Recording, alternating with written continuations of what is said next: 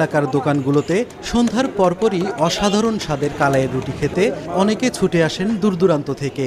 এখানকার কালাইটা রাজশাহীর মধ্যে একটু ভালো। কয়েকদিন পরপরই আসা হয়, এখানকার রুটিটা খুব ভালো। এই কালার রুটিটা অনেক ভালো লাগে।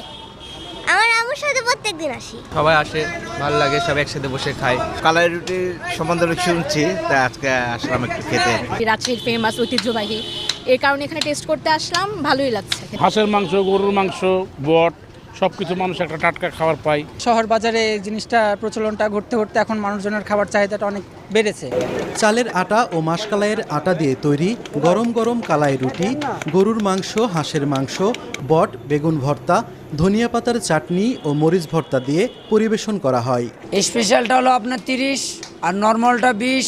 চালের আটা হয় আর কালাই আটা, চাল কালাই আটা দিয়ে এটা রুটি তৈরি হয়। বিক্রেতারা জানান, শীতের খাবার হলেও ক্রেতাদের চাহিদার কারণে সারা বছরই পাওয়া যায় সুস্বাদু কালাই রুটি।